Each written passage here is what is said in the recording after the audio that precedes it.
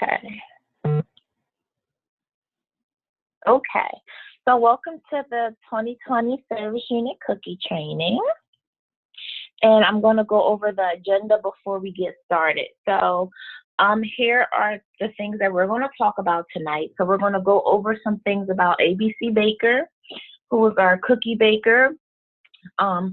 Go over some important things about the 2020 cookie program, the service unit responsibilities.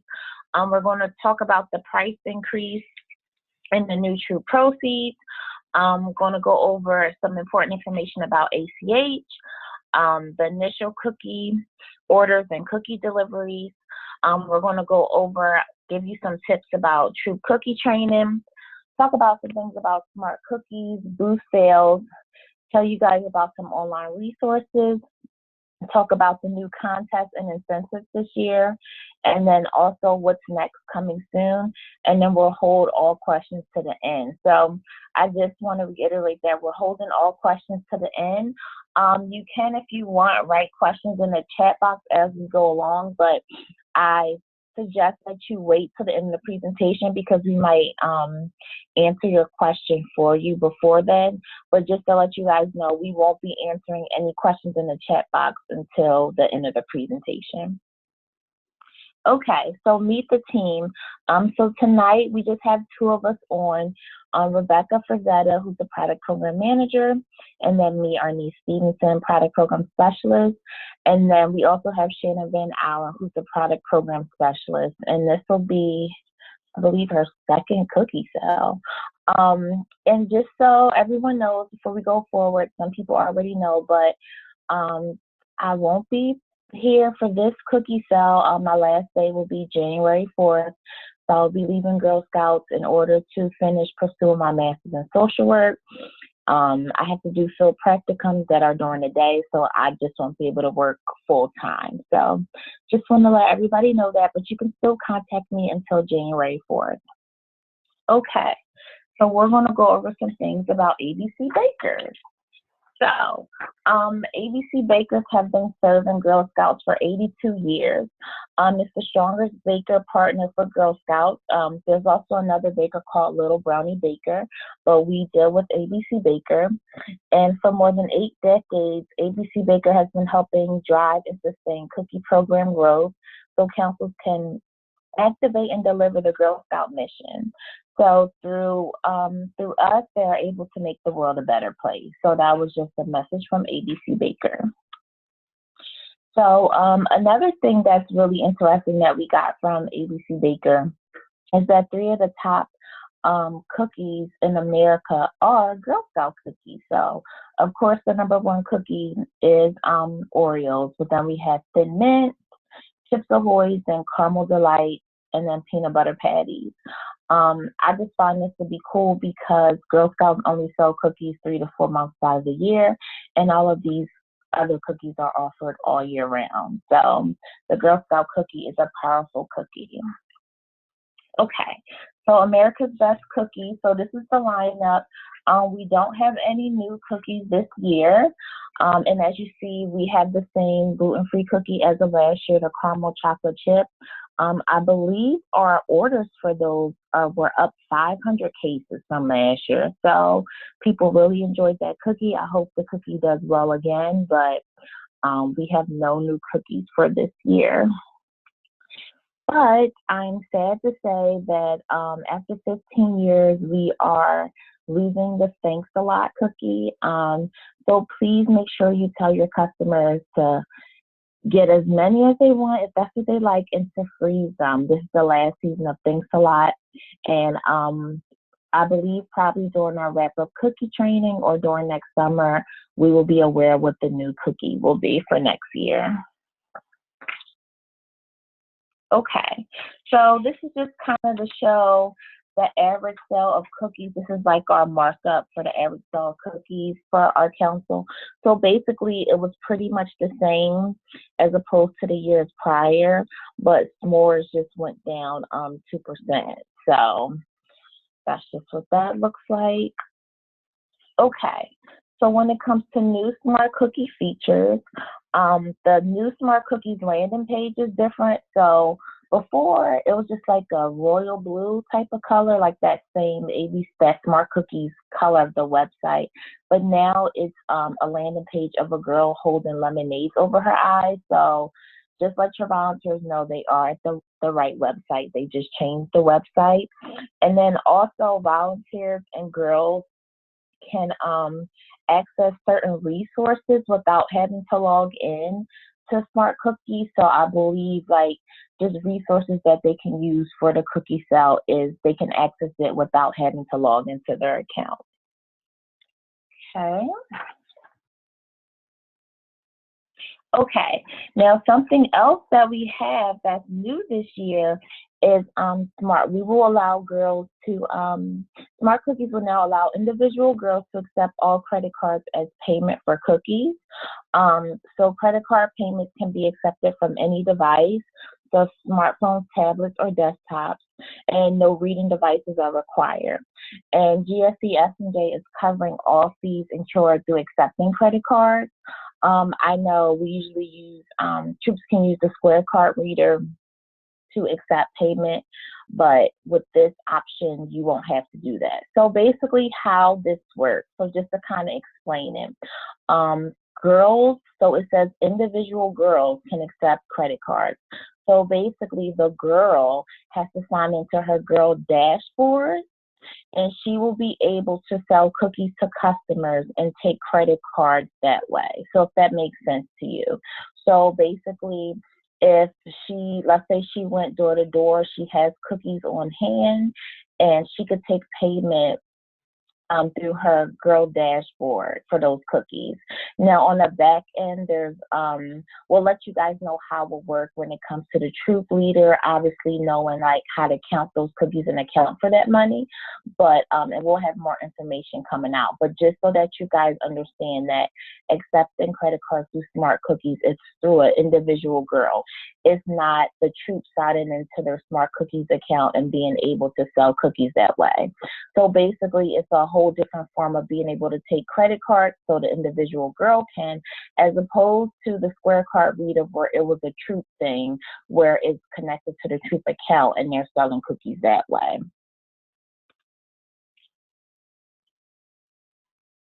Okay. Something else that we have coming back again this year is the gift box. So we'll definitely have the gift box again. I believe it fits, yes, fits 5 packages of cookies, plus there's a fee to buy the actual box. I know that was definitely a hot item last year. And that also comes with like a little thank you note that you can have a customized message in it. So very cute. And then we are also bringing back subsidized shipping. So council will still be paying for subsidized shipping again, and it's subsidized for half off every 5 to 12 packages of cookies. And I believe on the Cookies app, I still have the pricing for the subsidized shipping. I believe it will be the same, but I will definitely check back with Kathy from ABC Baker to make sure that's correct. But so I'll update the pricing list if it needs to be updated. But just so you know, to let your troops know, a pricing list will be on the Cookies app, so it's easy for them to look and be able to explain that to customers. Okay. So now I'm going to turn it over to Rebecca to talk about the 2020 cookie program. Okay, sorry, I had to unmute myself. Okay, so the 2020 cookie program, you can go to the next slide, Arnice. As you know, the program begins Thursday, January 16th and ends on Sunday, March 8th. So it's the same timeline as last year. The theme is a nice woodsy theme, Chase Your Adventures with Fiona the Red Fox. Next slide. And just something to remember as service unit cookie managers and cookie volunteers that, you know, a big part of our Girl Scout cookie program is much more than just selling cookies.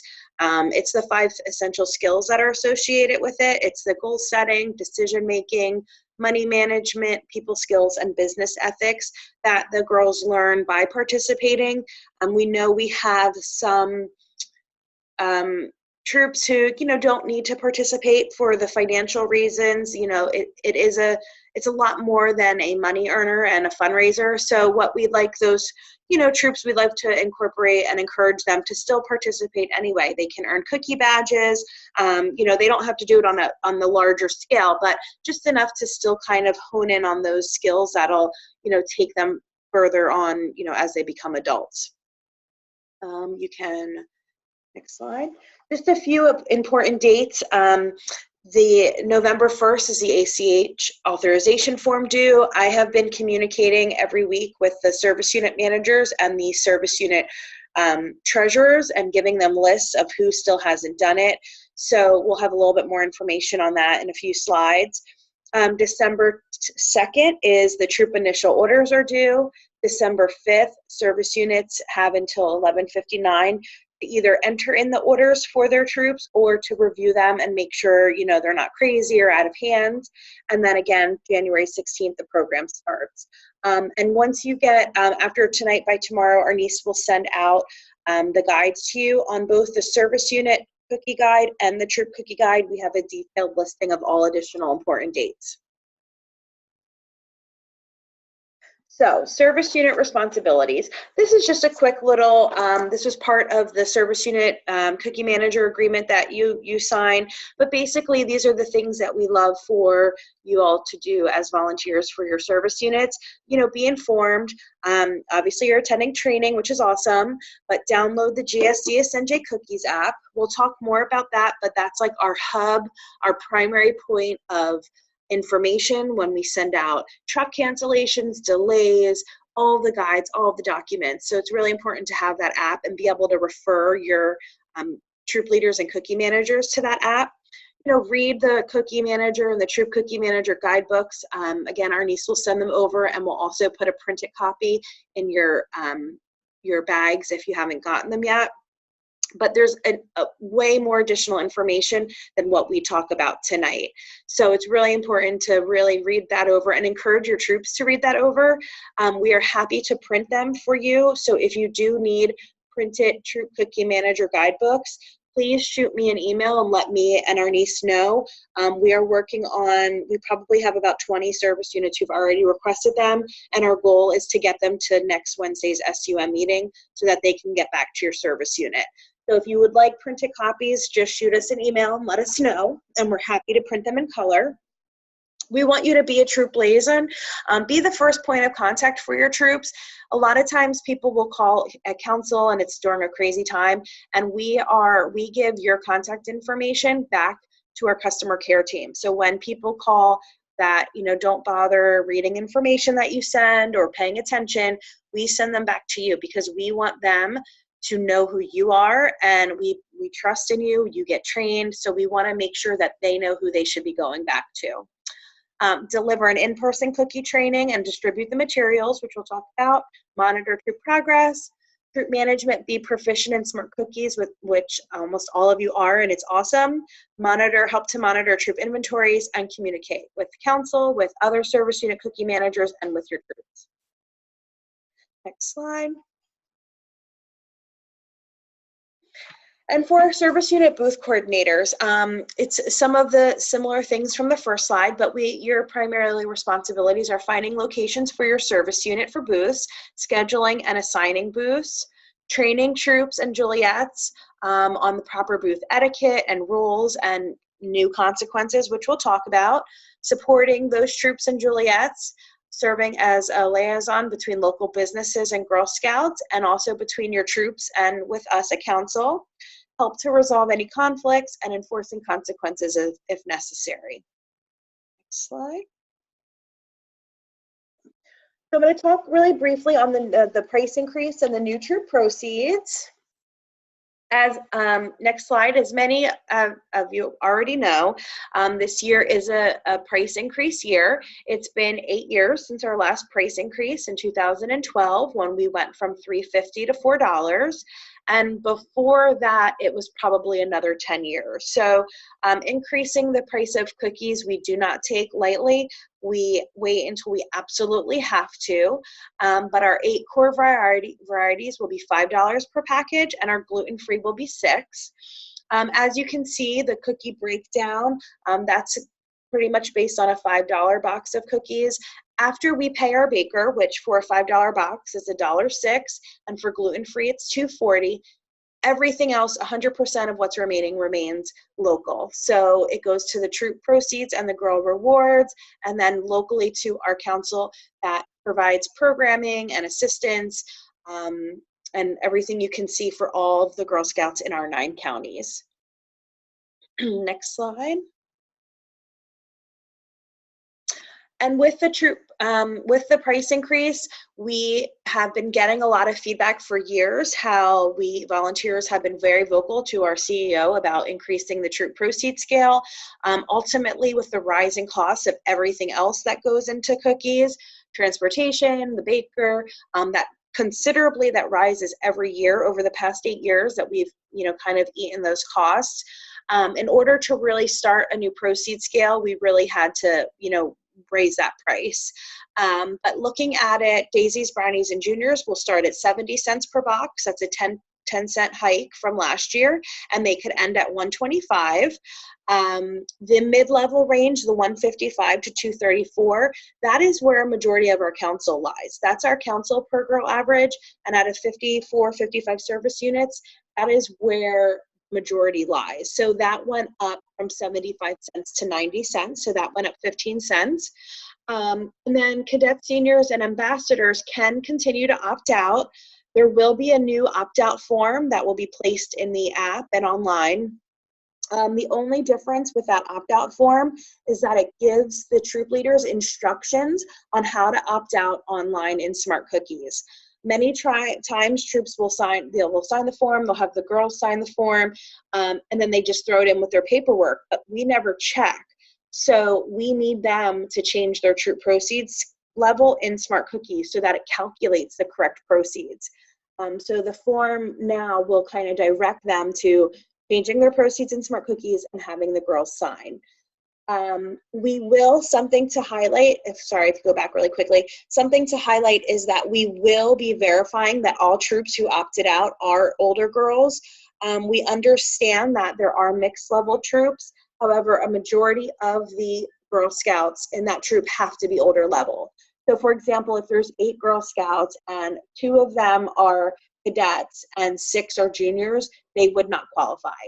The opt-out process was created for older girls who are not looking for the tchotchkes, the t-shirt, they want more money. They're doing bigger things. They're saving for bigger trips and experiences. So we are going to be double checking the list and making sure that every troop who opted out on Smart Cookies is actually an older girl troop. If it's split equally, then that's fine. But if a majority of the girls in that troop are not an older girl, their proceeds level will get changed back to where it was. Next slide. So, and in addition, to help girls and troops and parents kind of understand why we've had to increase the price, we've created a Journey of a Girl Scout Cookie Fun Patch. We will have 2 booklets. One is for Daisy Brownie Jr. and one is for Cadet Senior Ambassador, and it's self-paced. Troop leaders can do it with their troops, parents can do it on their own, but girls go through, they'll do the activities that are required, and once they're done, they'll complete a Google link, fill out the form, and then we will mail them a free fun patch. And that's a mock-up of what the patch would look like. So it'll go on the back of their vest.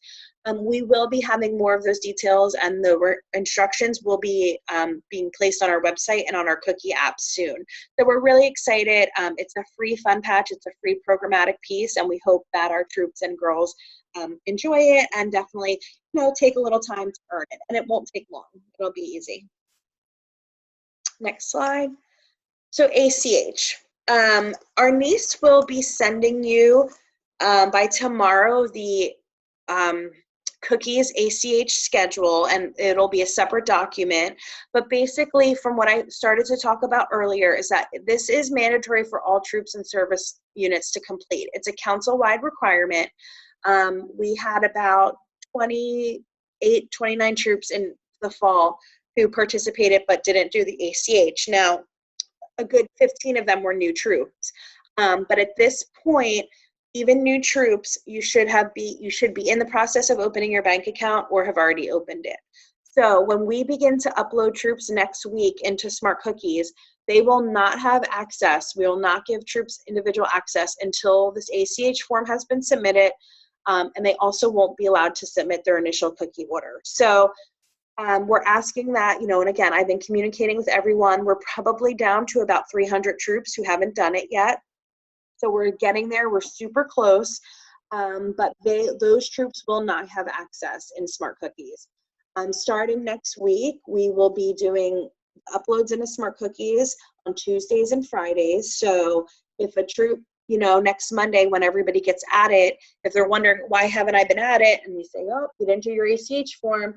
If they do their ACH form on Wednesday, they won't get added until Friday. So we have to kind of create a process and to get everybody in. But again, we're only looking about 250 troops or so. So majority of our troops will be uploaded next week. As a reminder, all payments due to the council and any refunds due will be processed through ACH except for Juliet's. Juliet's will continue their process the same way by making deposits. We can give you deposit slips, but only Juliet's should be making a deposit. They do not have bank accounts, so they should just be following the procedures last year, whereby each of the 4 deposit due dates, they would make an in-person deposit into our council TV bank account. So again, before ACH, we have to send you this form, there will be 4 withdrawal dates, automatic withdrawal dates, and they will be, just to kind of give you, I want to be able to read you off since you don't have the paper with you. The first pull date will be on January 31st. The second pull date will be on February 14th. The third pull date will be on February 28th. And the final pull will be on March 13th. So we've pushed the first pull date back a week based on last year's schedule. And the pull will be $1 per package on everything of their initial order. So the first pull is based completely on your initial order. So troops will know as of December 5th what their pull will be. So if on their initial order they're ordering 1,000 boxes and 1 case of gluten-free, it'll be $1,000 because it's $1 per package for the core varieties, and it's $1.20 for the gluten-free. So it'll be $1,014.40. We've tried to keep the calculations very simple. The rest of the pulls will also be $1 per package and $1.20 per gluten-free, but it'll vary on when you've picked up cookies. So it'll all be explained in the ACH cookie program schedule that our niece will email out to tomorrow. Next Wednesday at our service unit managers meeting, we have invited the service unit treasurers. So my team will be talking about ACH in a little bit more detail so that they can assist them. If you would like to come to the service unit managers meeting, you are welcome to. It is at all 3 council service centers and it begins at 7 o'clock. And we will be doing a deep dive into the ACH process for cookies. But definitely look over the materials that you'll get sent tomorrow and then just email me if you have any questions. A quick note, I have been sending to the service unit lists of troops who haven't done it to the service unit manager and service unit treasurers for the past few weeks. So they have a list of troops. And then you do not need to do another ACH if you did one for the fall. So the nice thing about ACH is that as long as nothing has changed to your bank account, you are good. You can, if you have the same bank account for the next 5, 10, 12 years, you do not have to do it again. The only time you would have to do ACH again is if you change your bank account or change your signers on the bank account. But if you're all set, then you don't have to change anything. You don't have to do it every year. So more details on the ACH will come tomorrow. And again, feel free if you'd like to come next week to talk about it more. Next slide. And with the ACH, we've created a new collection problem report form. So some of the big questions we've gotten at our in-person training is, you know, if a troop orders a large initial order, they order it for the whole season, the first 3 weeks, and they don't have the money yet, what should they do? So as you'll see on the schedule, we have a deadline for troops to submit a collection problem report if they need to put in for an ACH adjustment. So we are willing to work with troops to adjust their ACH pool amount, but they need to submit the report to us. We don't know if troops have it. We're not mind readers. We're dealing with 1,400 troops. So troops will need to be proactive, and they would need to submit this report form. So if they need an adjustment, what will happen is they'll submit the report form, and Missy Branch or Heather Stein will contact them and discuss how their withdrawal can be adjusted. So we don't want troops to have fees. We don't want to enforce fees. We want to work with everybody. We just need troops to communicate with us if they need to adjust their withdrawal. And again, once you see the schedule tomorrow, troops will know in advance what their pool will be. So they'll know, for the first pool, they'll know a whole month and a half. For the second pool, they'll know 2 weeks almost. This third, and then I believe it's the same, 2 weeks for the rest. So if they know what their second pool is going to be, they can fill out that form right away and say, hey, you know, or 1 week goes by and they say, oh, you know what, our troop was sick, it snowed. So we have this plan in place to help them. They just have to follow through with it. Also, with this collection problem report, one way we want you to look at it is if any troops have any type of financial issues during cookies. So if they have stolen products, stolen money, believe it or not, we've had it before. Cookies have been stolen from cars, from houses. They would fill out this form. They would attach a police report or an insurance claim form. We had a troop whose basement flooded and their cookies were flooded. They submitted a copy of their insurance claim form, and we, you know, credit their account. So we do work on those things if it happens.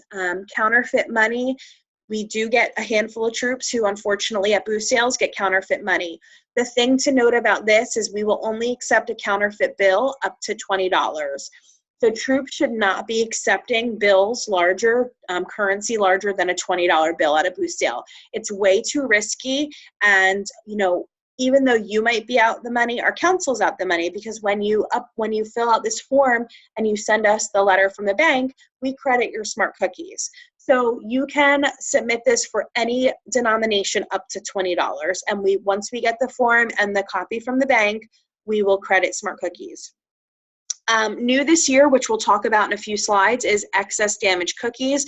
If a troop has 6 or more damaged cookie boxes, they have to fill out this form and send in proof of the damages. So we'll talk about that in a moment. Excess troop inventory. I know at the end of the program, it's required to submit a form.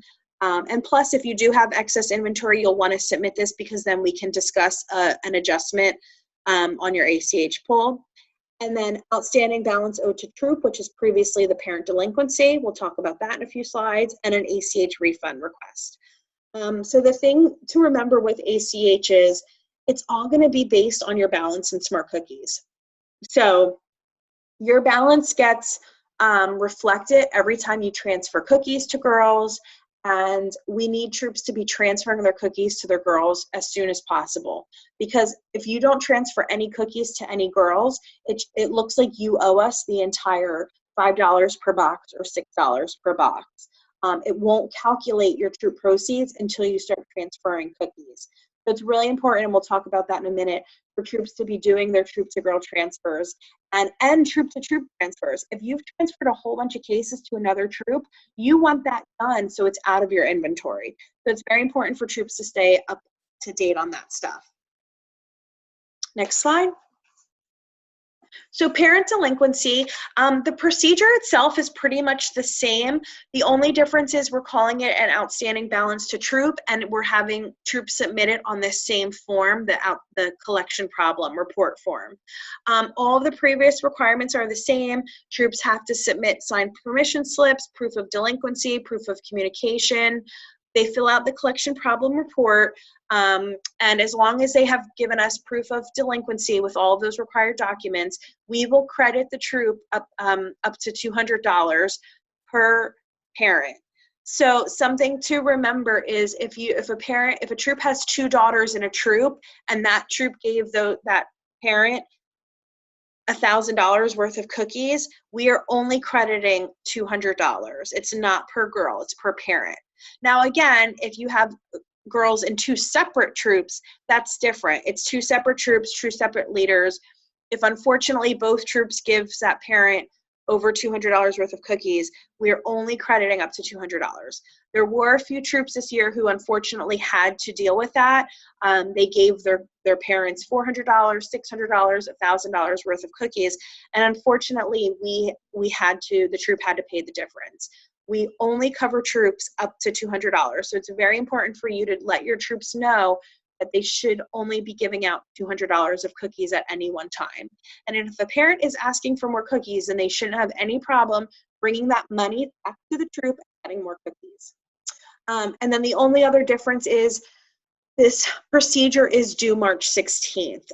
Previously, it was April 1st. The past 10 years, the way we see it is we want your troops to give you all of their paperwork by March 16th. So if they have a delinquency, there's no reason they should be delaying. If parents are not paying them, they're not responding, the difference between March 16th and April 1st isn't going to change anything. So we want to wrap it up. We want you to get all your paperwork and not wait on people, and we want to process this. So troops have to submit it by March 16th. Qualify. Next slide. Rebecca, I'll take over for this one.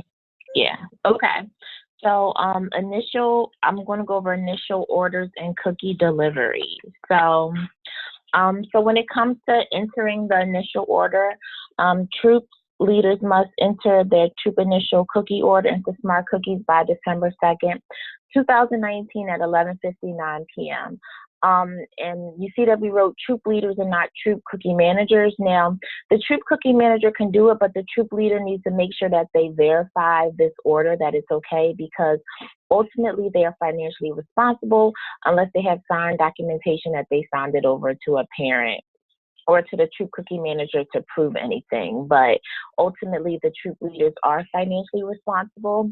When it comes to entering their order in Smart Cookies, these same instructions are listed on the troop cookie initial order form. And please let them know that the cookies, they have to order their initial order by cases, and that there are 12 packages in each case. I'm sure you guys are aware of that, but just want to reiterate that because sometimes that happens and people are like, what? How did I order so many cases of cookies?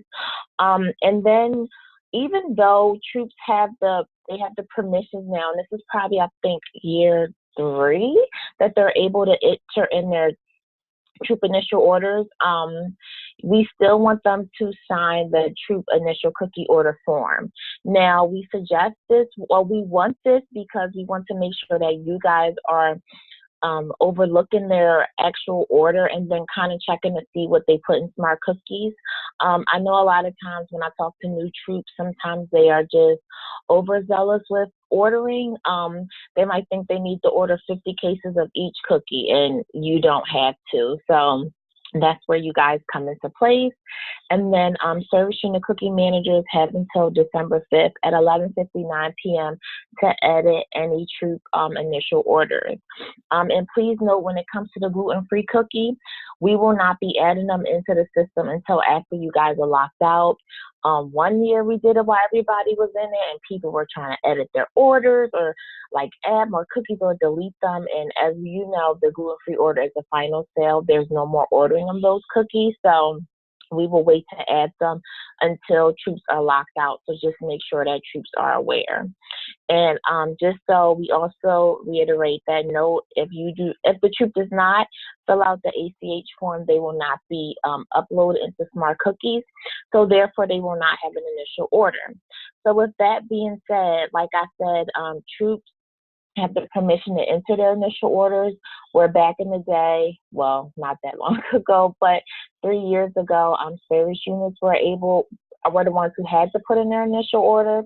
So please note that the troop number will be uploaded into the system, but if the troop has not done the ACH, there will not be a user attached to their account.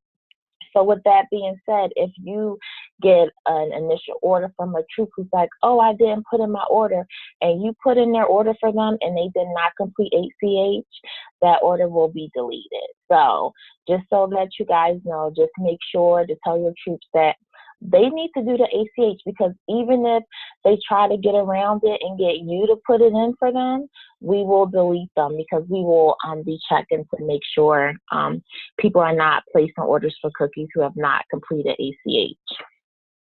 Okay, so now we're going to talk about initial order delivery. So the troop has put in their order, and now we're going to talk about actually receiving that initial order. So there's 2 different ways to receive that initial order as a service unit. There's a delivery station option and a mega drop option. When it comes to delivery station option, is delivered to one location at one time. The service unit cookie managers, they secure that location on their own, count all the cookies before troops pick up their initial order. So basically, a service unit might go to a local firehouse, and they'll get the cookies delivered from the delivery agency. The truck guys will take the cookies off the truck. The service, whoever is going to be in charge that day, whether it's the service unit cookie manager or someone else from the service unit, will have to count all those cookies. And then service units usually break the cookies down as in troop orders, and then the troops come and pick up those cookies. When some people might get the delivery on a Friday and not do pickups until Saturday. It's up to their discretion, whatever their location lets them do. So that's one way of getting cookies. The second option is mega drops. So when it comes to mega drops, that's when 2 or more service units have their cookie delivery together on a specific date and time. So troops pick up their cookies, pick up at their pickup time. Troops pick their pickup time when they enter in their initial order. And then also at those mega drop service units must provide volunteers to assist troops on the day of their mega drop. So basically, just to kind of backtrack, when troops are putting in their initial order into Smart Cookies, and this is another reason why it's good for the troops to do it themselves if you participate in the mega drop, because once they put in their initial cookie order and they press save, they have to then pick a time that they're going to pick up their cookies at their mega drop. When it comes to mega drops, I know Shannon, I've been helping her to contact all service units to make sure that we finalize the date for you guys, and then we're contacting the locations to make sure everything is all set. And I believe everything is all set for most of them, and we'll be starting to add in those locations in the Smart Cookies on Friday. So therefore that we are ready for when the troops get uploaded into the system so that they can start placing their initial orders. I will have the initial order delivery form is going to be available the initial order delivery form needs to be completed by November 30th, but I will be sending out in the email on Friday for everyone to complete. Now, please note, whether you are participating in a mega drop or delivery station, you need to fill out this form. If you are participating in a mega drop, it's basically a form to just agree that you agree to all the terms. You'll make sure that you have volunteers at the mega drop, and I can't remember the other agreement right now. And then if you're just doing your own delivery station, this is where you will put in the address of where you want your cookies delivered, and then there are dates of when your delivery can be. I believe it's from January 6th or 7th till January 14th. and that's not including that Saturday or Sunday for people who are doing delivery stations. Please know people who've had mega drops on Saturday, that will still be a date available for you guys. And we've already contacted you guys to verify that that date was okay. Okay, so troop cookie training. So a lot of times we hear, and it's not all service units, because there's service units who do conduct in-person training, but I get it. Sometimes it can be overwhelming and you don't know how you're going to conduct training. So some people just give people out materials and just tell troops, okay, let me know if you have a question. We see that service units who do things that way or have the troops who call customer care all the time with questions because they have no idea what's going on. But then I will say that there's some service units who do that, but then there's some people who don't come to your training. So that's a whole different story. But for the service units who don't conduct in-person training, we highly recommend that you do conduct an in-person training. So at that training, you'll distribute materials, discuss important dates. You definitely want to talk about the ACH date so that everybody understands. Have smart cookies training and talk about the importance of transferring cookies and smart cookies before the end of the sale, and we'll talk about that a little bit more later. You definitely want to include the service unit cookie booth coordinators at this meeting. Like, I know it won't be the lottery meeting or however you guys distribute cookie booths, but you definitely want to make sure that they're at the training so that troops understand their roles when it comes to cookie booths and what role the booth coordinator has and what the troops have when it comes to cookie booths. And then you definitely want the booth coordinator to be there to talk about the new booth sale consequences that we put in place. Also assist troops with their initial order, like I said before. Go over contests and promotions. The new parent delinquency process, how it's due at the end of the sale instead of April 1st, and then talk about damaged boxes of cookies. We have some new things with that. And then also you want to definitely promote the GSC S&J Cookies app. I know most of you guys on this call are veterans, but as you know, like, that app is a lifesaver. I know a lot of times, like, a service unit cookie manager will email me a question, I answer it, and then they blast it out on the app for everybody in the chat room. So it's definitely awesome. And then when you guys aren't available, because you guys have lives too, you tell your troops, you have a question, you can go on there and ask. We'll definitely have the cookie swap chats back up. I just deleted them recently just to clear them out, but they'll be back up so they can swap. And when it comes to you guys are awesome when it comes to that app. You guys are awesome at helping out troops and getting questions answered, and people will definitely correct you if you give a wrong answer, but it's definitely an awesome resource. So please, please, please tell your troops to make sure they download the app and make sure that they become troop volunteer members. Now when it comes to the service unit roles, I have to approve them. So if they're not on the service unit team, they will not be approved, because I want you guys to have your private chat rooms to be able to talk amongst yourselves. Okay, so smart cookies. So I know we're telling everybody you have to do ACH, along with doing ACH. We stressed this last year that whoever is going to be the troop cookie manager for the troop needs to choose their role in MyGS. So most people are going to be renewing that role, and basically just press renew in MyGS. And I've seen, when I was looking in Salesforce for people for the nut sale, I've seen people have already chosen that. But if they haven't chosen that role yet, and they are new, maybe they're new to selling cookies, please make sure that they designate who's going to be that person, and they have to be registered for the 2020 membership year, and they also need to be background checked. So make sure you please instruct your troop leaders to do this by Friday. Most people I know have already done it, but that's another thing. You want to make sure the right people get uploaded into Smart Cookies to have access. So they definitely need to choose that role in MyGS in order to be uploaded. Okay, so Smart Cookies transfers. I just kind of want to talk about this kind of briefly just for the importance of it. Troops want to make sure that they stay on top of all of their cookie transfers throughout the sale. We find that people wait till the end of the sale to do transfers. And a lot of times it's because they don't even know what they're doing in the system. So therefore, they bombard you guys at the end of the sale with tons of questions on trying to get that done. And it just becomes overwhelming.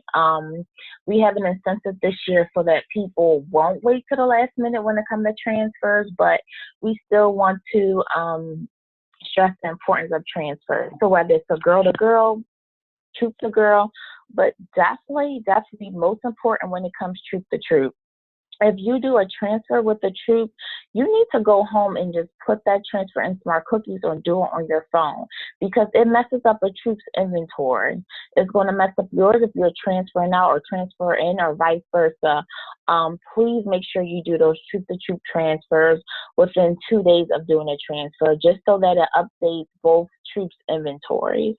And then it also affects their ACH withdrawal. So please make sure you do that. And then also to note the important reports to run. One of the most important ones are the troop balance summary report, and that shows you all the transfers that the troop has done, how many cookies were picked up at initial order. Another thing that it will show any credit from Smart Cookie direct ship sales, and then it'll show your ACH withdrawals on there also. So that's definitely an important report to run. And then something else when it comes to Smart Cookies is planned orders. It's the same as it was since I've been working here, and that's like 5 years, that the planned orders close 2 days prior to the date of pickup at 10 a.m. So if you want to put in the order for Wednesday, no matter if it's at Wednesday for a truck at 5 p.m., it doesn't matter. It needs to be put into Smart Cookies by 10 a.m. on Monday. So there's no exceptions. If I know a lot of times during the beginning of the sale, some troops might forget. They could contact customer care and see if we haven't sent the order yet to the delivery agent, and we'll see if we can add on the planned order. If not, they will have a place to order at the next for the next truck that's available, or they can go on the app and see if anybody has cookies available, because sometimes it might happen a troop might have ordered a bunch of cookies and then 5 girls left their troop, so therefore they might have more cookies. So you just never know, but we try to stay keep to the cutoff date because then things get confusing. We might have sent the delivery agent the order already and then try to change it and forgot to update them. So it causes more confusion. So we want to stick to that 10 a.m. cutoff time. Okay, so something else that we knew, something else new that we have this year is when it comes to the damage order procedure. So what we noticed towards the end of the program is that we see a lot of people damaging our cookies like the last week of the sale, and they're in combinations of cases. People are damaging out whole cases of cookies. Now, we don't know if people had damages all throughout the sale and just waited till then, or if people are like, oh, I can't sell this case, let me just damage it out. Or it could be the case was damaged, it just had a dent on the one side and they damaged out the whole case without even opening up that case of cookies. So we are asking for, if troops have 6 or more boxes of damaged cookies, they must do the following. So they're going to use that collection problem report for each damaged box of cookies.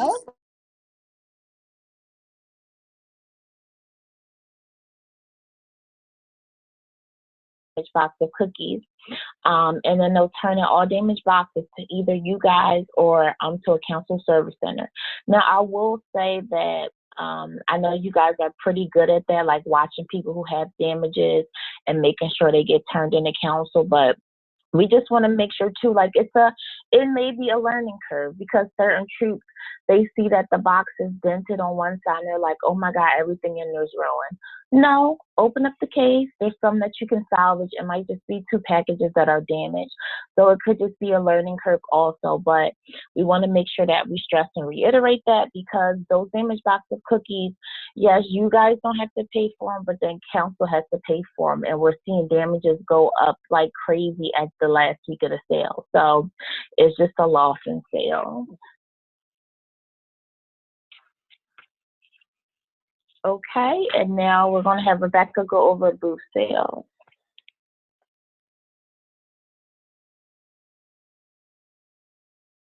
Okay, so booth sales. Some new guidelines that we have put out over this past summer. Just to give you background, we had a volunteer task force of some of our service unit cookie booth coordinators work with us on reviewing some of our guidelines and etiquette and creating some consequences. So in addition to our current cookie booth guidelines that you'll see in the printed guidebooks, we've added a few new ones. The first one is at any booth sale, there can only be a maximum of 2 adults and 4 Girl Scouts present. Juliet's must also have 2 adults present. The reason we have added this is, and honestly, this has been a council requirement for a few years, and then somehow over the past like 2-3 years, it's fallen off of our guidebooks. But essentially, something that we've run into the last year or two is that there's a lot of craziness at cookie booths. There's groups that have lots of girls, 8, 10, 12 girls, 6 girls, multiple adults, 4 or 5 adults. They're sitting around the booth sale in camping chairs. The kids are running around. The businesses are getting really upset with that. That's not the purpose of a cookie booth, to have a troop meeting and to have a hangout and chaos. The purpose of a cookie booth is for girls to go, learn and practice their skills and sell cookies. So we have to go back to the basics of having a mandatory 2 adults and 4 girls maximum present. Now, we do know there are a few places, there are specific places that service units have asked us about that are really large, or they let troops have one table and then they let them have another table at a different entrance, or they walk around kind of like a farmer's market. So we are leaving, we are giving service unit cookie booth coordinators a little bit of leeway when it comes to this. The general rule is that if there's one table, if a troop is given one table, at that table, it's a maximum 2 adults and 4 girls. If they're allowed extra at a specific location, then they can, look at having extra people. But the excuse of, well, if it's 4 daisies, we have 4 adults, like that, it's just not really how it works anymore. And the thing is that as cookie booth coordinators know, businesses call you, they call us, they tell you they don't want to have booth sales anymore. So it's hurting our communities, it's hurting you as local Girl Scouts, because these businesses don't want to work with you, they don't want to donate, and then it hurts us as a brand in general. So we have to get back to those maximums. Something we're piloting this year that we've seen a lot of other councils do is we're letting senior and ambassador Girl Scouts only have 1 adult with them with a minimum of 2 girls. They still would fall under the same maximums of 2 adults and 4 girls. However, we know that high school girls, it's very hard to get adults to do things with them. It's very hard to get more than 2 or 3 girls at a time. So we wanted to pilot this out because we know that other councils are doing this successfully. And again, it's for senior and ambassador girls only. And the reasoning is some of these girls know how to drive. Their parents let them drive. Their parents let them go to the mall and to the movies and the theme park by themselves. So they can certainly attend a cookie booth with 1 adult and 2 or 3 or 4 girls and be okay. They don't need a partner. They don't need a buddy to go to the bathroom. They're old enough to handle that. So we're letting this happen. Now, again, as with the top bullet, if you as a service unit cookie booth coordinator know that's an extremely busy area, or possibly, the safety is in question, say maybe a drive-up booth or a gas station. You can certainly say, for this location, we would like to have 2 adults present. You know your communities, you know your booth sale locations, so you don't have to be stuck to this. If it's a place that you know is a mom or pop store and it's okay for 2 girls and 1 adult, that's fine. But if you feel that your location should have another adult because of safety issues, then that's fine for you to mandate that. Also new this year is family-owned businesses. Previously, this was called our friends and family exception, but unfortunately, just like other things, it gets taken advantage of. So troops now use every location in their town as a friend connection, and it's just not fair, and it gets out of hand. The entire reason we have service unit cookie booth coordinators is so that there's 1 person or 2 people going to local businesses and asking them for booth sale. It's called soliciting. And as many of you know, there's a lot of businesses out there who don't like it at all. So instead of having a million troops go to these businesses, we have you folks who dedicate your time that we love dearly do this.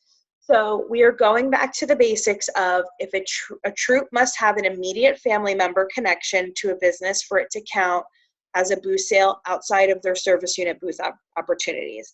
Originally, this rule kind of came into effect for those troops who may have had a mom or dad who owned a business, maybe a grandparent who owned a business and said, yeah, sure, I want just Sally to come.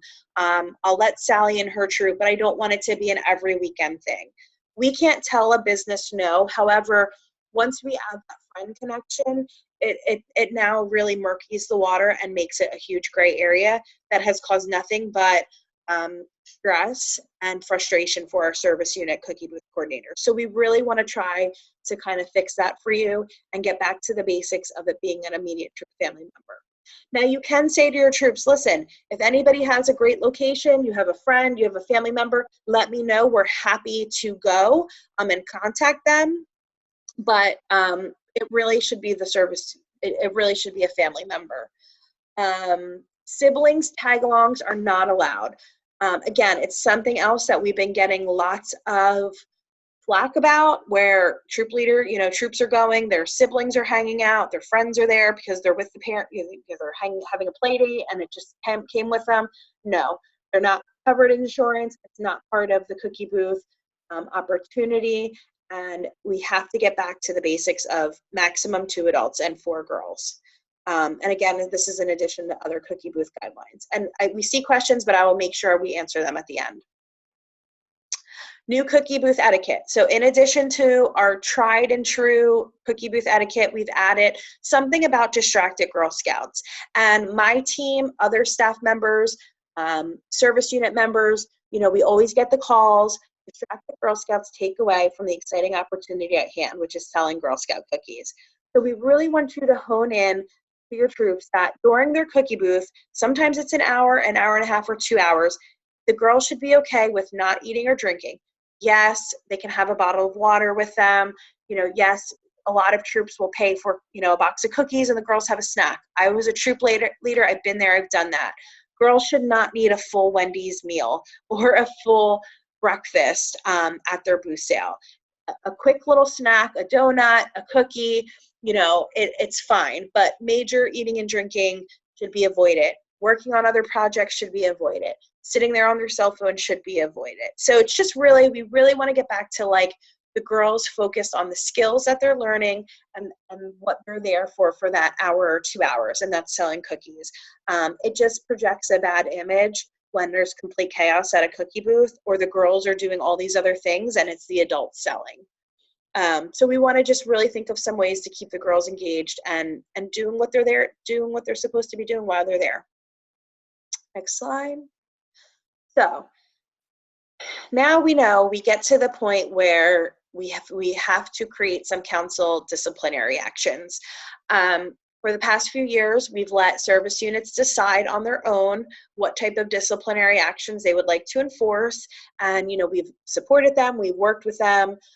However, when push comes to shove, when a disciplinary action is enforced, when somebody contacts council and asks Where is that written? Where does it say that they are allowed to ban me from booths or ban me from an initial order? Where does it say that?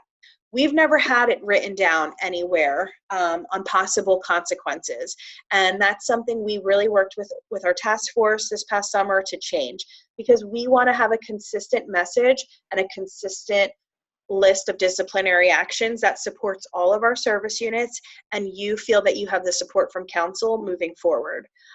Basically, things to highlight when you do your training is to remind your troops that if a troop parent or Girl Scout displays repeated behavior that does not honor the Girl Scout cookie program policies and guidelines, BSCSNJ will consider whether disciplinary actions are warranted. These consequences could include cancellation of booths, participation in future product programs, or dismissal from volunteer positions. The consequences will be carefully considered according to the degree of poor conduct displayed. Something to really highlight is that booth sales are a privilege. They are not a guarantee. They are a privilege. And if, whether it's a troop, a parent, or a Girl Scout, repeatedly displays behavior that is not in line with our Girl Scout mission, our policies, our guidelines, that privilege can be taken away. So we've basically broken it down into like a 3-tier schedule. If you go to the next slide, in the kind of the sense of like 3 strikes, you're out. I hate to say it that way, but that's how we're kind of looking at it. So the tiers, the examples of the tiers are pretty much all the same. So we start with what we're really looking at when we talk about improper behavior. We're really looking at these 5 things. Early selling before the January 16th cookie program start date, or whatever day that is every year, selling before that official start date. Improper social media posting, so posting things on social media that are against not only the GSCSNJ social media guidelines, but GSUSA, because a lot of our social media guidelines is direct language from GSUSA. Trooper parents soliciting booth sale locations, booth sale complaints from businesses, customers, or parents, or troop, Girl Scout, or parent not following booth sale guidelines. So basically, this is tier 1. You have one of these situations happen. So next slide. So if something happens, this is the possible consequences. And again, we want to look at this stage as really coaching and mentoring. If it's a troop, depending on the situation, a troop can be asked to leave the booth sale site immediately.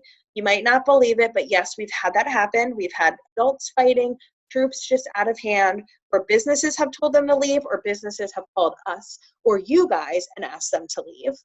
A troop's not allowed to host future booths at that location, which is usually kind of like the follow-up. The business says, and we had it with Boscov's this year, this troop's got to leave and they are not allowed to come back. They're not allowed to be scheduled here. So that can happen again. It's kind of like an immediate removal and banning. This is kind of where some coaching comes in. The troops asked or warned to remove improper social media posting, asked or warned not to sell early, or asked or warned to stop soliciting booth sale locations. On the parent Girl Scout side, this is usually where we fall into the fact is that you train your troops, they don't train their parents. And this is where it really gets important for you to, at your in-person cookie training, for you to highlight that their troops take the time at a troop meeting and have a parent cookie meeting. Have a leader do an activity with the girls, and another leader or cookie manager meets with all the parents to discuss all of these rules and guidelines. So what we're kind of looking at is very similar. If it's not a troop issue, if it's a specific parent or Girl Scout, maybe just they are asked to leave the location. Maybe it's just them who's not allowed to attend future booth sales there.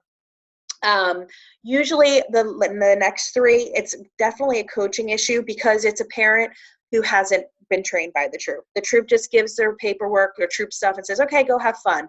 They see something on social media, it looks really cool, they post it, not realizing that it's against our policies or it's the wrong pricing. Typically, once I email them, or usually once you have to contact them, they apologize and they take it down. Selling early, it's the same thing. It's usually, oh, the troops gave out cookies a week before the cookie sale started, didn't pay attention, didn't read the stuff, they just started going out and selling. Usually once we let them know, it's just, misunderstanding, and they stop. And then the same thing, parents are told or asked to stop soliciting booth sale locations. So we wanted to kind of be like, first step, We're doing a little coaching, but troops have to understand that depending on the booth sale issue, they could be asked to remove from the booth sale, or they may not be allowed back there. Next slide. So tier 2 is the same basic 5 misbehavior, but now it's continued. So you as a service unit, you've already documented and dealt with one of these things already happening. Now it's continued behavior, continued early selling, continued improper social media, soliciting booths or complaints, or not following guidelines. So the consequences for that would be, next slide. At this point, if you've had to talk to this troop and now it's a second time, something that could happen is now the troop has lost their booths for the current season. You may decide to take away the remaining cookie booths. Depending on the situation, again, if it's repeated early selling on social media against our guidelines, an option at this point could be loss of initial order privilege. If they can't be trusted to follow the Girl Scout law and sell at the official sale dates, then they're not going to be able to get cookies before the program begins. If it's a specific parent or girl, again, it could be we don't want to penalize an entire troop for one person or one girl's behavior. It could just be that they are not allowed to participate in any more booths this current season. The troop can, but that parent is not allowed to go, or that Girl Scout is not allowed to go. And if it's a specific parent issue, and again, this has come up because we've had this every year, oh, this parent does this. Now it could be this parent is not allowed to get physical cookies until the start date of the program.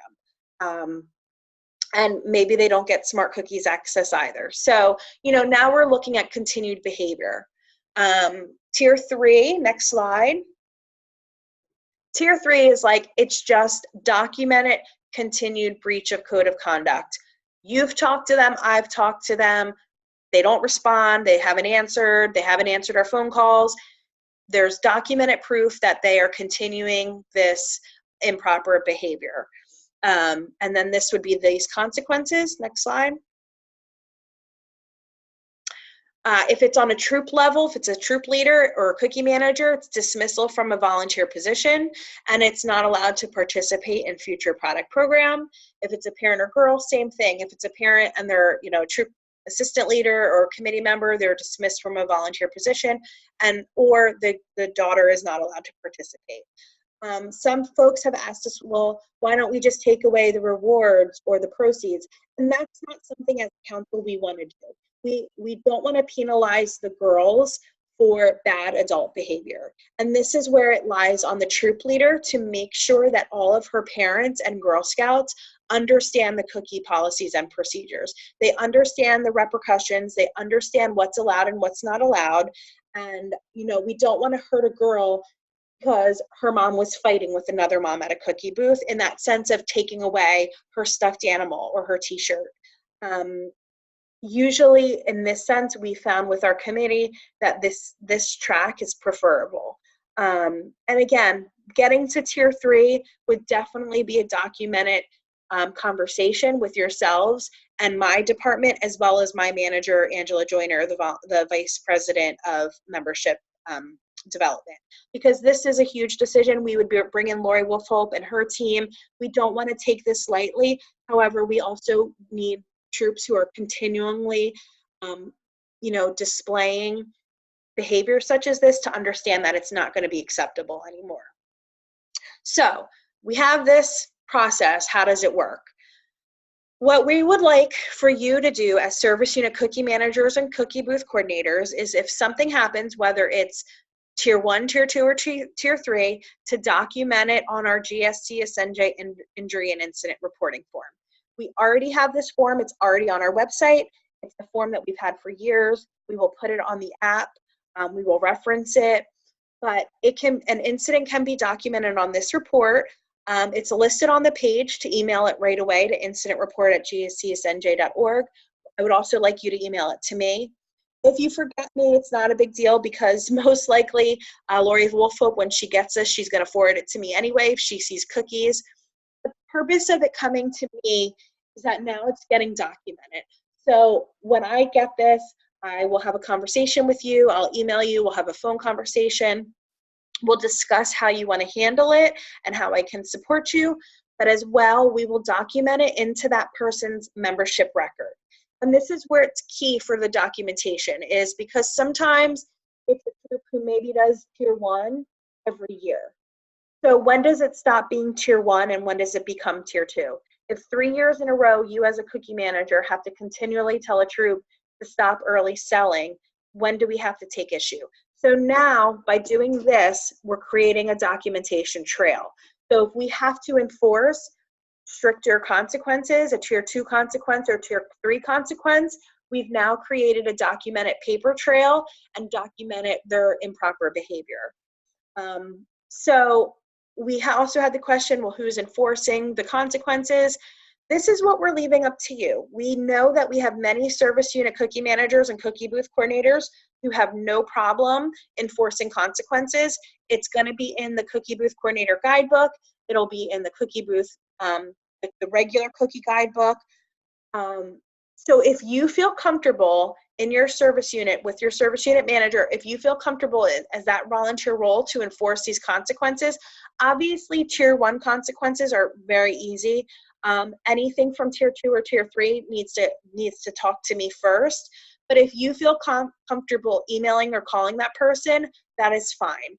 If you don't feel comfortable or you have some type of connection to them, we understand you live in these communities, you may work with them, you may go to church or, volunteer in other capacities with them. If you don't feel comfortable, my department is happy to enforce that. So we will leave that up to you. If it's tier 1, you fill out the incident report, you can type in what took place and you can type in what you did to handle it for tier 1. Because again, this is typically stuff that you've been handling all along. Now you just have a documented policy to back you up. So you could put that in the incident report and say, hey, this is what I did. We're all good. I coached them. It's done. But if you feel that, you don't want to have to do that piece, you can also put that in the report and email me and say, hey, you know what? I have a kind of relationship with this person. I really don't want to be the one to do it. And we can work that out. So I don't want anybody to feel uncomfortable or that they have to do something they don't want to do. Okay, next slide.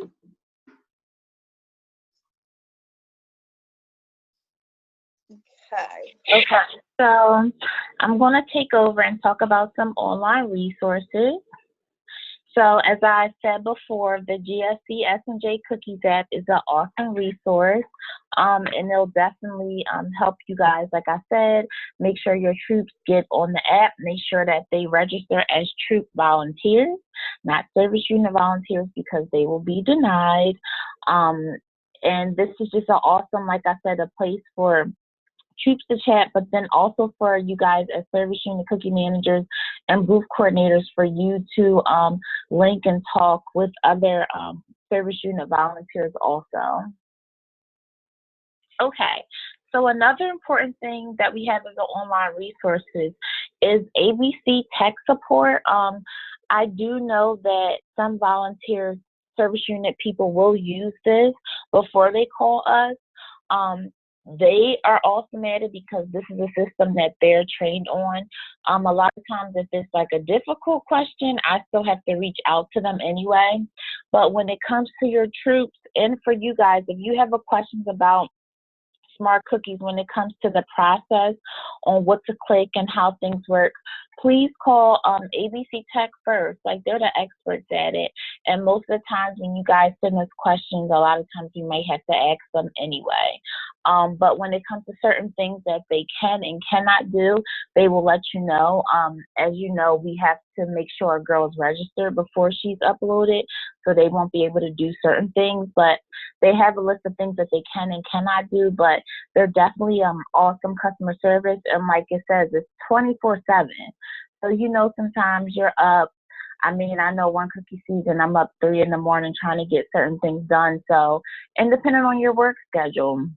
So they're available to help you with any questions you might have when it comes to the Smart Cookie system. Okay, so now we'll get to some of the fun stuff. So the contest and incentives.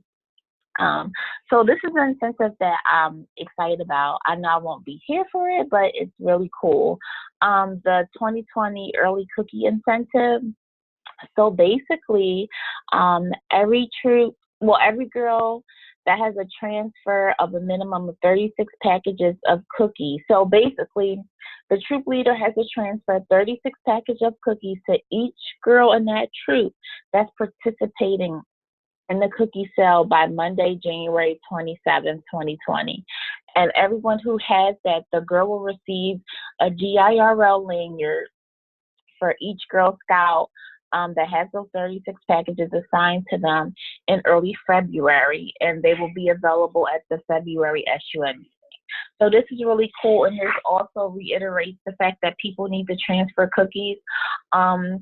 When parents come to pick up their cookies from the troop, that's when the troop needs to be doing those transfers in smart cookies. I always stress too that troops should also keep a separate spreadsheet, not just depend solely on smart cookies, so you can have something to back you up in case you do something double or you thought you did a transfer.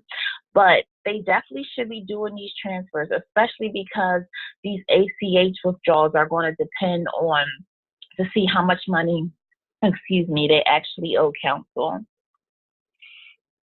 Okay, something else I'm excited about is the 2020 volunteer incentive, and we are offering that troops can earn 2 lunch bag coolers, so without the Red Bull, by completing the following requirements by March 15th. So no bounce ACH withdrawals. The final cookie balance paid at the last ACH withdrawal. All girl hoodie and t-shirt sizes into Smart Cookies, and all cookies transferred to girls selling in Smart Cookies. We noticed that last year everybody did a really good job with putting in hoodie and t-shirt sizes. I will say in years prior, that's why our rewards order will be delayed, because we're trying to track down pages and pages of troops who have girls with no sizes. Something new that we've done this year is that on the family guide, the family cookie guide, at the bottom of the permission slip, the parent can circle which size hoodie and which size t-shirt their daughter would want if they reach that goal, so that you already have that. But please note to make sure and let the parents know that, especially if it's a hoodie, she's not getting it to the summer, she won't wear it to the fall. So they probably should go upper sizes too, depending on the growth of their child, but make sure they choose the right size. Something else that I like about this incentive is that it doesn't have a 10% increase. We know that especially with the increase in the boxes of cookies, there are going to be troops that might suffer from a deficit, or might just be they might just be flat. So it all depends, but that's why we wanted to focus the incentive around more so the ACH, because it's something new, and just to help people get acclimated and help give them an incentive to get the ACH done. Okay, so buy 5, we're going to have the buy 5 contest again. So customers who purchase 5 or more packages in a single transaction will be entered into a drawing for a year of free cookies. The entries will be accepted from January 16th through March 8th, and the drawing will be on March 23rd. This link will be on our GFESNJ.org, our council website, and there'll also be a link under the documents tab on the cookies app. Okay, so cookie share. So Girl Scouts of Central and Southern New Jersey will partner with the Red Cross again to donate cookies to the military through the Cookie Share program. But something new that we're doing this year for 2020 is donating cookies to the U.S. Coast Guard in Atlantic County. I know last year when the government shut down, a volunteer from Inland Island reached out like, hey, can we donate cookies to the Coast Guard? Because people obviously weren't getting paid, so can we donate cookies to them? And every year as we increase more and more cookies when it comes to the cookie share program, it's a lot of cookies, and we're like, hey, let's share the wealth. Let's add the Coast Guard on the list. So we'll be donating cookies to the Coast Guard also.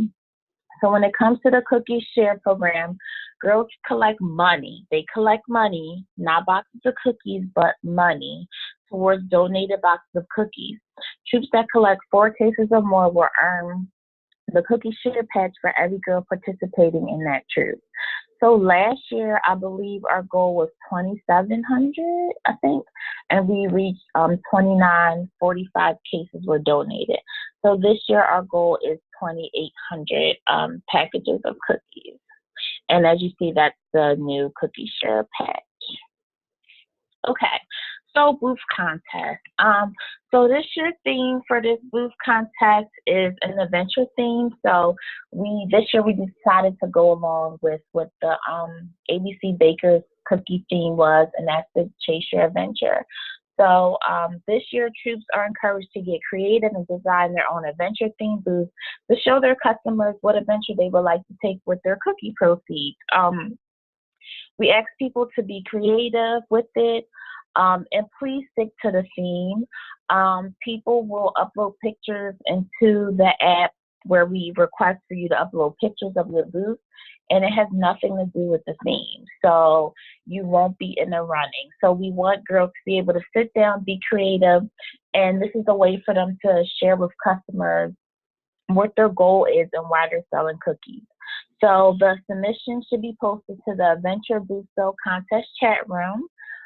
We will list that each troop needs to obviously upload pictures of the booth, and make sure when they upload pictures of the booth, the girl is active, girls actually at the booth. We just don't want a picture of your booth, and we want it at an actual booth, not at your leaders not at your troop meeting. Like, we want pictures of girls actually at a booth.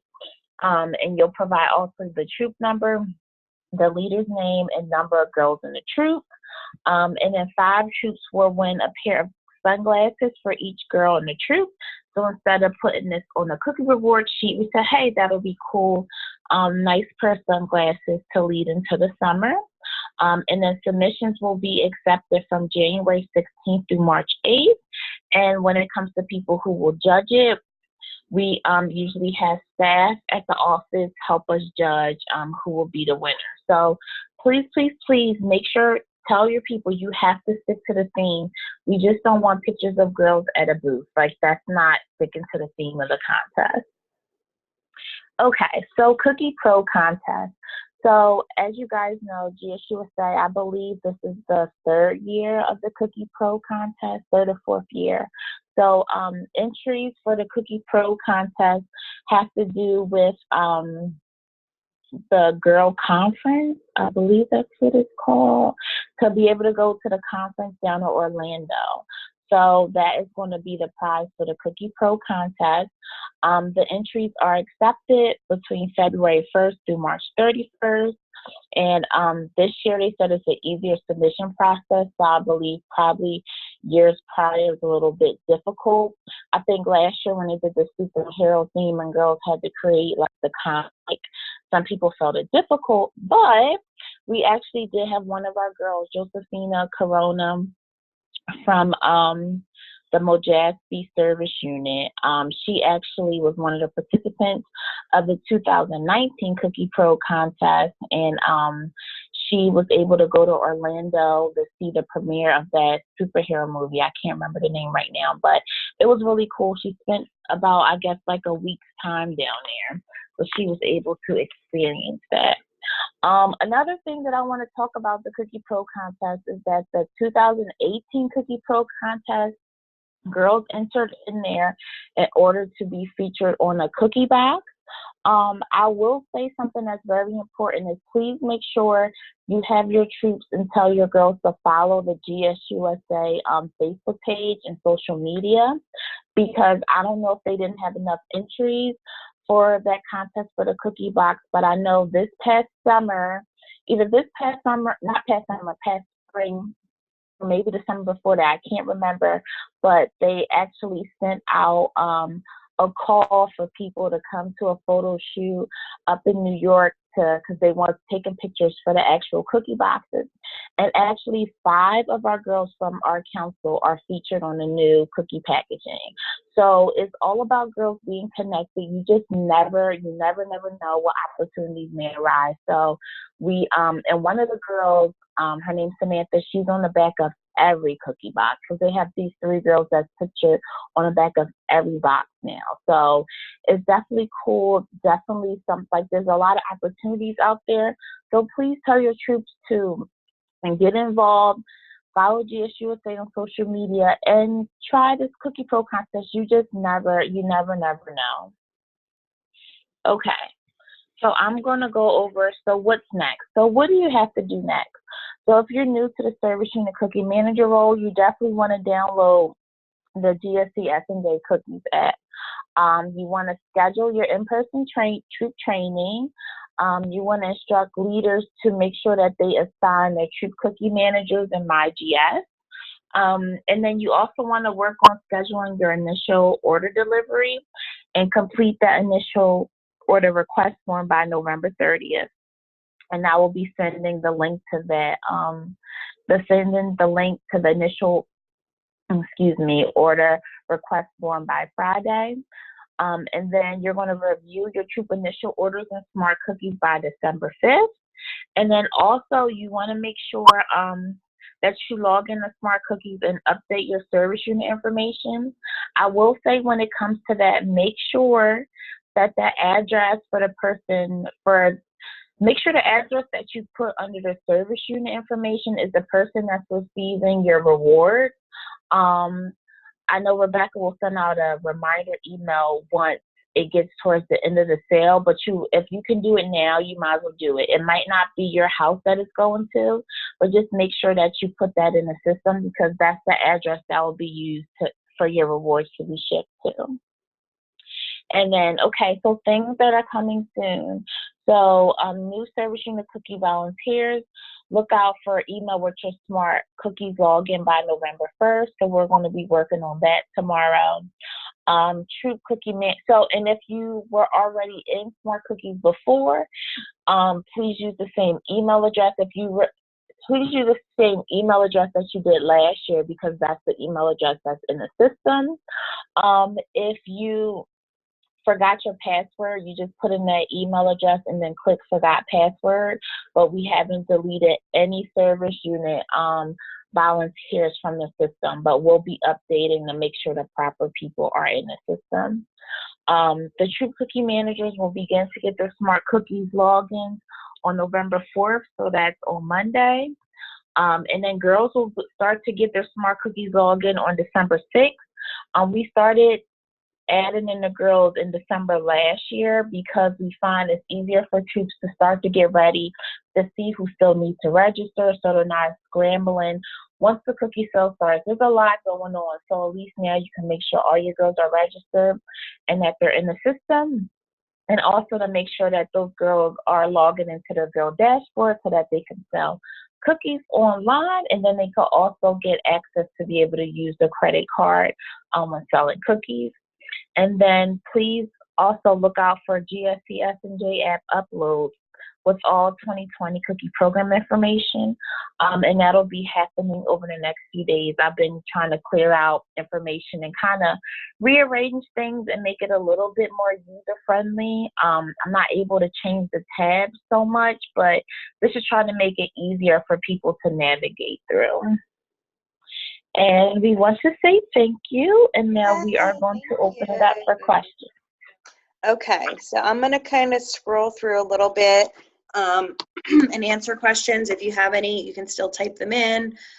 I believe I answered the 2 on ACH. I've been sending the ACH list of troops who haven't done it yet to the service unit managers and service unit treasurers every week. I can see about where we're at on Monday and try to send it to you folks as well so you can see what troops we're talking about. I did answer you don't need another signed ACH. If you did one for the fall, you're good to go. How about if a family member is in another service unit? So if a family member is in another service unit, we ask that you let your service unit booth coordinator know, and then that coordinator will contact the coordinator for the other service unit. So once we get through everybody, our niece will be doing the final roster. We share the roster with you all so that you can contact your counterparts in other service units. But the reason we ask that you give them courtesy is that we don't know where their store is. So if that service unit, say, for example, it's in a strip mall and they have Dunkin' Donuts on the corner that they already have a schedule for, and then this mom and pop store is right like 2 stores down, we want to make sure it's not conflicting in the sense that it's going to hurt the girls who are there selling, because then what's the point if you have too close of a booth sale? So we ask that if you have a family member in another service unit, they give you the details, and then you contact that service unit booth coordinator as a courtesy to make sure all is good. And then if there is a conflict, you can work together to figure that out. I'm sorry, I just want to interrupt real quick. If you have not written in the chat room, please write your name and your service unit so that I can check you off for going through training. If you are just on here through the telephone, please make sure you email me and just let me know that you were there during training. Because for some reason, I can't save the participant list, but I can save the chat box. So please make sure you do that. I'm sorry, go ahead, Rebecca. Is an aunt and uncle an immediate family member? I mean, they're a family member. We're just talking about, my brother's cousin Junior's shop. If it's a family member, it's a family member. We're not going to police it to that sense, but it's more so moving away from the friend contact. And I literally had somebody a few weeks ago tell me, well, every business in this service unit, they're a friend contact, so I'm just going to go on my own. That's not how it works. So it's really family. Do we have to have 2 adults at booths for 6th grade? Yes. Unfortunately, this year we are just piloting out the senior ambassador level. That's the high school level. We're looking at 14-year-olds through 18-year-olds. I honestly haven't seen another council who lets 1 adult for cadets. Again, they're looking at it from the standpoint of the high school girls. They go do things on their own. They don't have parents watching their every move. I know that could be the case for some cadets too, but at this point, yes, we still need to have 2 adults for the 6 for cadets. It's only senior ambassadors. So yeah, from Dawn, I actually just emailed Madeline and Renee because we do need a Coast Guard contact. I know there's an Atlantic City base, but yes, please send me your contact for Cape May. What we're looking to do is most likely our left, once we know our total amount of cookies who go, if we don't have to order them, if we use what's left in the warehouse, we send from the warehouse first. And as you know, we do have our Atlantic warehouse. So please send me the contact for who you have at the Coast Guard so we can work on working with them to, get some of those cookies, because we definitely want to add our Coast Guard community to our cookie share this year. So yes, even if it's not Atlantic County. So if anybody from the South is on tonight and you have an Atlantic County, Atlantic City Coast Guard contact, let me know. And then Dawn, let me know about Cape May. That'll save me some time Googling if we have a contact. Do we have access to smart cookies? Now, so service unit cookie managers who were service unit cookie manager or cookie booth coordinator last year and had access do have access. If you are new, now that we're done with our last training, our niece will be sending out the paperwork, the cookie guides, this copy of the PowerPoint, the agreement, the electronic agreement. She'll be sending all that out tomorrow. So as soon as you have completed this training and the agreement, if you're new, we will be adding you. So you will definitely have access by Monday morning at the latest. I'm even going to say by Friday, because we know you need it before troops get in. But if you were existing from last year, you should have access. We went through and added it all about 2 weeks ago.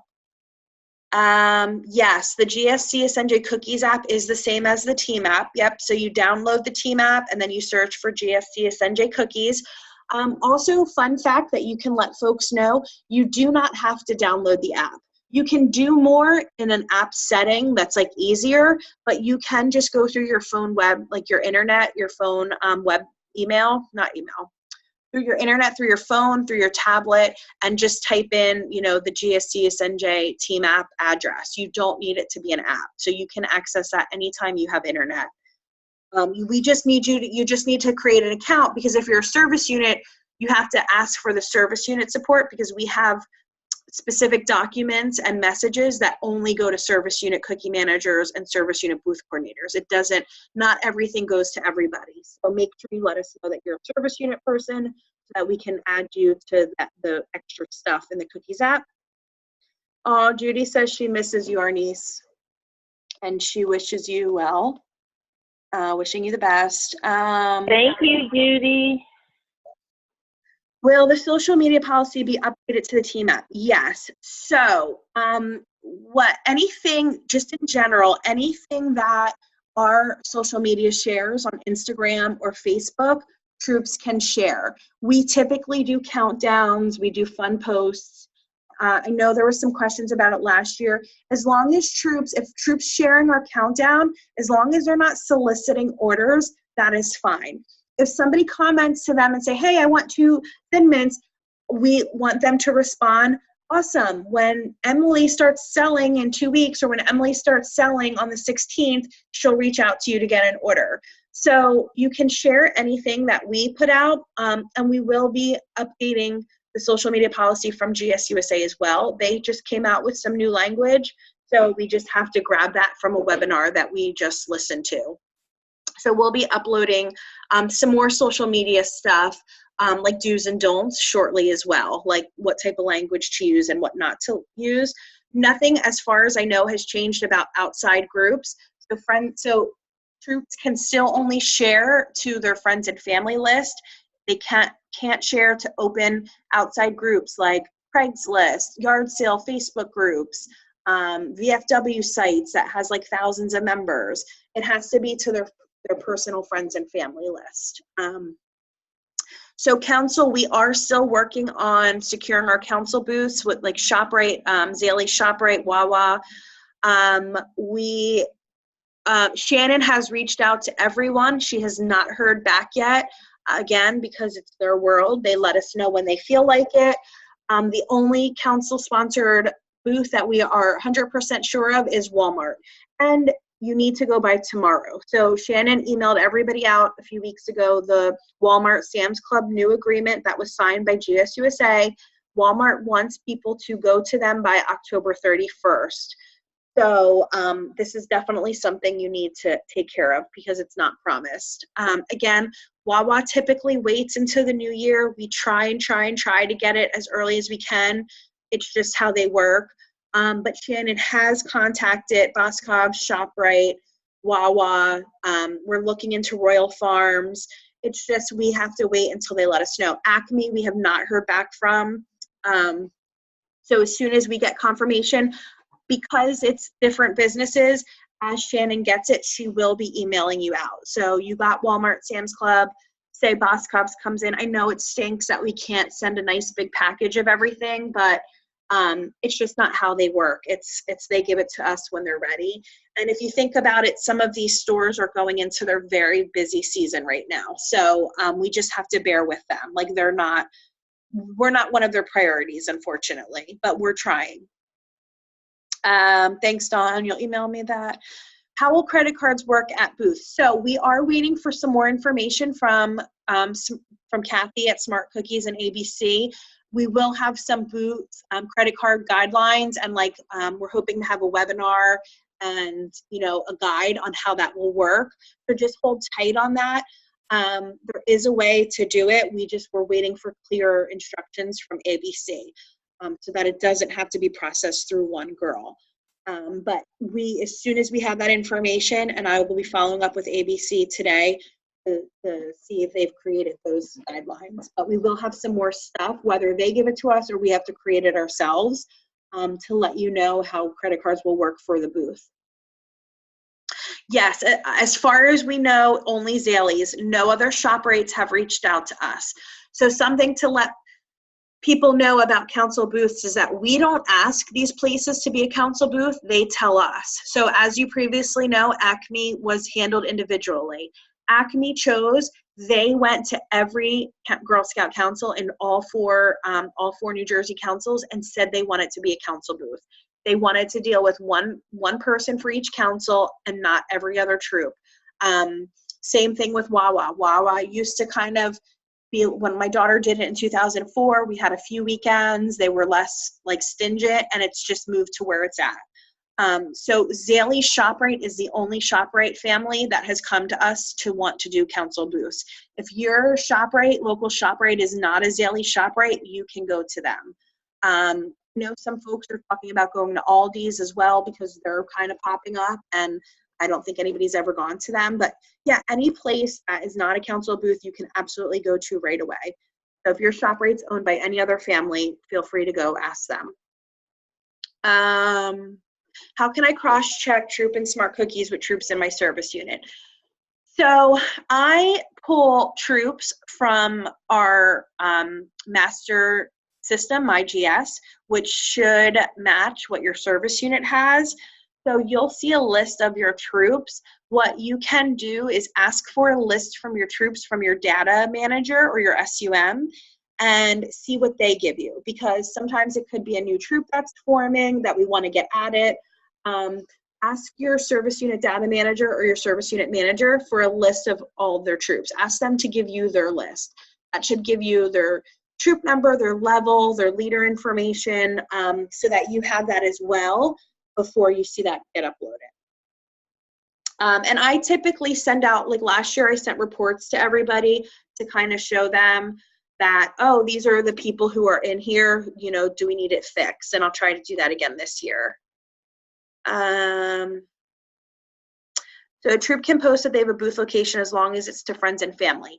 Yes, so another cool thing about the booth, when we upload our booths, and this is something we're also going to send more instructions out to our service unit cookie booth coordinators, we want to help you and really work to upload your booth schedules each week.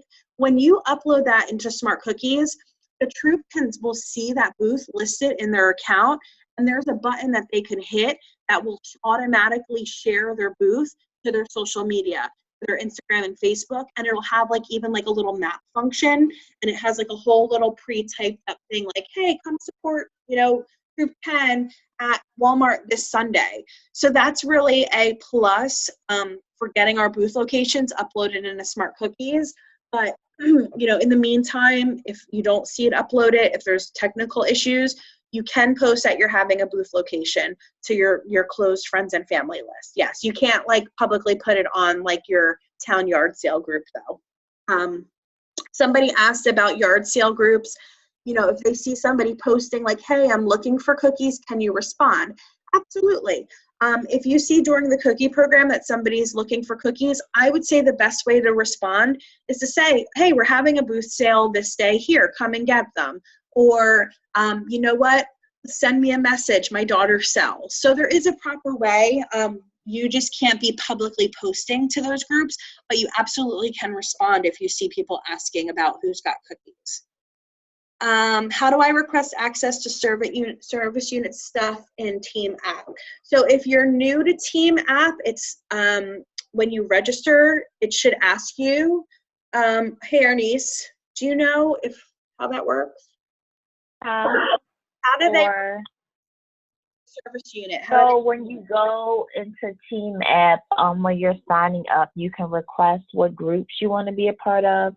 So anyone who wants to be a troop volunteer, it automatically goes through. It doesn't need approval. But when it comes to service unit volunteers, when you put in your request, if you don't have access, please put like, hey, I'm the service unit cookie manager for this service unit, because it just makes it easier for me to research it. And then a lot of times I recognize you guys' names, so it's easier for me to do it. But sometimes troop volunteers try to do it and they're like, oh, I'm troop cookie mom for such and such troop. Like, no, like if they have a separate one. So I really try to make sure that only service unit cookie volunteers are a part of that group. So, yeah, so Dawn, try going to the service unit, like cookie manager chat room, and it should prompt you probably to, you know, if you don't have the access yet, it'll prompt you to submit for approval, and then we see it and we approve it.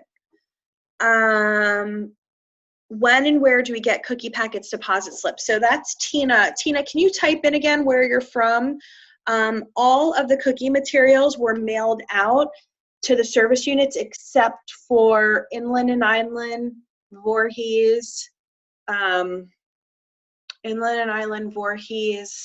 drawing a blank, Ewags, and possibly Camden. So Monroe Franklin. Let's see. So Arnice, do you know who got Monroe Franklin stuff? Maybe Monroe Franklin. What, for the cookie, the cookie materials? I believe they went to Christine Sink. At least I thought it did. I can't remember off the top, but I think so. Christine Sink. She may have filled the form out. Basically, you want to make sure you get your listing from your data manager that tells you how many girls are in each troop as well, and then you can kind of pre-sort the packets for them at troop, or you can put it all out and they can take like however many they need. Deposit slips were given out in person at training. So if you attended webinar training, when we send you bags to the service center, we'll add some manual deposits. And again, deposits are only for Juliet's. All payments will go through ACH.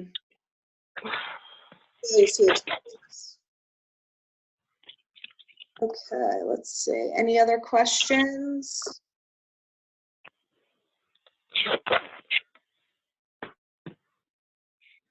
You can always, our email addresses are here. Email us any questions. Again, tomorrow, our niece will send you a whole email. It'll list all of the guidebooks. It'll list the position agreement for you to complete. It'll have this PowerPoint webinar, and we will be, for next Wednesday at the SUM meeting, we will be bringing bags to Cherry Hill, Egg Harbor, and to East Brunswick. If you didn't get your bags, they'll be there with like some supplemental materials. If you need printed troop guides, email us like as soon as possible so we can have them for next Wednesday as well, so you can kind of get everything all at once. We're happy to copy those. And again, just email us any questions, but expect an email from our niece tomorrow with all the supplemental materials, and then you can always look through it and email us if you have questions once you read through everything. So that's that. I'm going to say thank you for tonight and for joining us, and we hope we were helpful. And again, once you get everything tomorrow from our niece, please feel free to, email our niece or myself with any questions you have, because we're happy to help you get through this. So thank you all so much. Have a great night. And thank you. Good night. Touch.